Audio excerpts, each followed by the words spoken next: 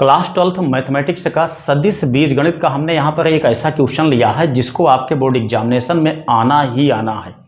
ठीक है, अब देखिए वो बात अलग की है कि मान लेते हैं कुछ उसके डिजिट्स बदल जाते हैं, लेकिन मॉडल थोड़ी ना बदलेगा। मॉडल तो आपका 100% है कि यही आएगा। ठीक है, और ये भी बात सत्य है कि ये क्वेश्चन जो मॉडल मैंने लिया हुआ है, आप कोई सा भी सेट उठा के देख लीजिए, हमेशा पूछा जाता है। तो अगर आप लोग मुझे थोड़ा सा भी टाइम देंगे तो निश्चित ये मान के चलिए कि आपका 5 नंबर का क्वेश्चन यहाँ से बिल्कुल भी मजबूत हो जाएगा। आप अपने बोर्ड एग्जामिनेशन में ऐसे क्वेश्चन को करके इनके नंबर को आसानी से ले आ पाएंगे। ठीक है, तो बहुत ही शानदार का क्वेश्चन है, बहुत इंपॉर्टेंट है। कैसे सॉल्व होगा वो भी मैं आपको बहुत ही इजिली मेथड से बताऊंगा। ठीक है, तो अब देखिए यहाँ पे दिया गया है सदिश बीजगणित का क्वेश्चन हमने लिया हुआ है। कहा गया है एक त्रिभुज का क्षेत्रफल ज्ञात कीजिए जिसके शीर्ष ए बी सी हैं। ठीक, मतलब त्रिभुज है, उसके शीर्ष जो हैं वो निर्देशांक में दिए गए हैं। तो हमको यहाँ पे क्षेत्रफल निकालना है किसका? त्रिभुज का। भाई नहीं याद है आपको इसका क्षेत्रफल का सूत्र? ठीक है, तो याद कर लीजिए, नहीं तो आप बस थोड़ा सा टाइम दीजिए, आपको याद हो जाएगा। लेकिन अगर ऐसे क्वेश्चन आप लोग छोड़ देंगे बोर्ड एग्जामिनेशन में, तब समझ लीजिए कि बहुत नुकसान आपको झेलना पड़ेगा। तो यहाँ पे देखिए दिया गया है त्रिभुज के 3 शीर्ष हैं ए बी सी। तो ए की वैल्यू यहाँ पे है भाई, यहाँ पे 1 1 1 दिया है। बी का मान कितना दिया है? 1 2 3 दिया हुआ है। सी का मान कितना दिया गया है? 2 3 1 दिया हुआ है। ठीक, तो इतना आप समझ लेना, ए बी सी का मान यहाँ पे दिया गया है। तो हमको इसका क्षेत्रफल निकालना है। तो सबसे पहले हमको यहाँ पे ए बी निकालना है। तो ए बी कैसे निकालेंगे? ध्यान दीजिएगा, ए बी निकालने के लिए दोस्तों हमको लगाना होता है vector B minus vector A का नियम। ठीक, तो ध्यान देना, यहाँ पे क्या है? वेक्टर बी वाला ये है, वेक्टर ए वाला कौन सा है? ये वाला है। तो हम एक में से एक घटाएंगे। अब ध्यान दीजिए, एक बात और समझ लीजिए, यहाँ पे दोस्तों ये जो आपके हैं ये आई जे के वाले घटक हैं। ठीक, तो जो पहला वाला आपका यहाँ पे दिया गया है ये वाला, ये आई मान के चलेंगे, इस वाले को जे, इस वाले को के। तो सिंपल का काम है आपका, यहाँ पे क्या काम करेंगे? एक में से एक घटाएंगे तो क्या मिलेगा? 0 मिलेगा। 0 के साथ हम आई लगाएंगे। 2 में से एक घटाएंगे तो 1 आएगा, तो 1 लिखेंगे, लेकिन हम 1 के साथ में जे लगाएंगे, मतलब जे का मल्टीप्लाई होगा तो केवल जे आएगा। ठीक, प्लस यहाँ पे देखिए 3 में से एक घटाएंगे तो 2 बचेगा। 2 के साथ में क्या लगाएंगे? हम के लगाएंगे। ठीक, बस काम खत्म। ये आपका हो गया ए बी। अब क्या निकालना है? हमको ए सी निकालना है।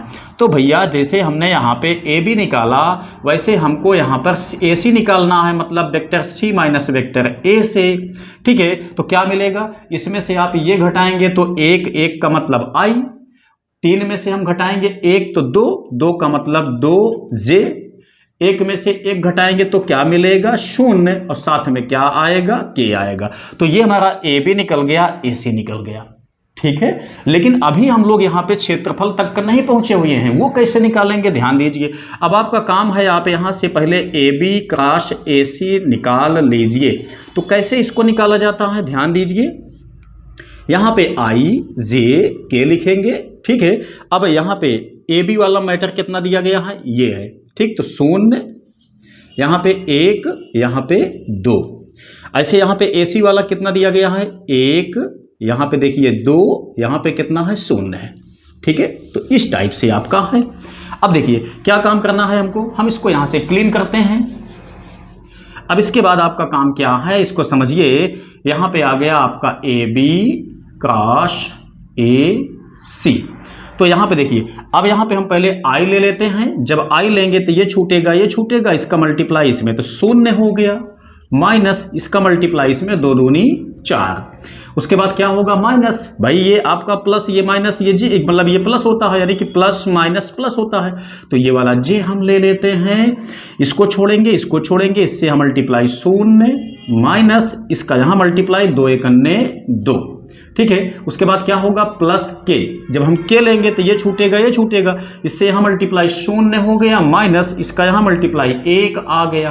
ठीक है, अब यहाँ इसको सॉल्व कीजिए। जब इसमें से इसको हम घटाएंगे तो बचेगा -4i। यहाँ पे देखिए, इससे इसको घटाएंगे तो क्या बचेगा? -2 बचेगा। तो -2 से यहाँ मल्टीप्लाई तो प्लस हो जाएगा 2j। ऐसे ये वाला क्या हो गया? माइनस के हो गया। तो ये फाइनली अभी आपका vector A B cross vector A से निकला हुआ। अभी आप निकाल दीजिए क्या चीज, यहां से इसका माड निकाल लीजिए।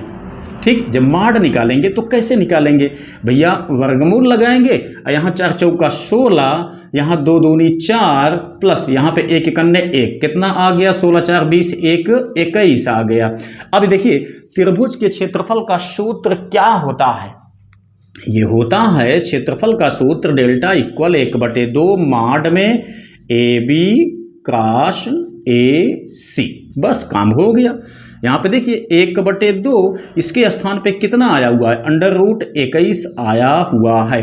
बस यही आपका हो गया दोस्तों आंसर। जहाँ पे क्षेत्रफल दिखाई दे आप वहाँ पे वर्ग इकाई ही लिखेंगे, ठीक है, क्योंकि यहाँ पे क्षेत्रफल का सूत्र क्या होता है, वर्ग सेमी, वर्ग मीटर, वर्ग किलोमीटर। तो यहाँ पे ऐसा कुछ दिया नहीं होता है इकाई आपकी मीटर सेमी किलोमीटर में, तो हमको यहाँ पे वर्ग इकाई ही लिखना पड़ता है। ठीक, तो इस तरीके से आपका यहाँ पे ये क्वेश्चन बिल्कुल भी आपका मैच्योर हो गया होगा। उम्मीद करते हैं अगर आप लोगों ने लास्ट तक देख लिया होगा इस वीडियो को तो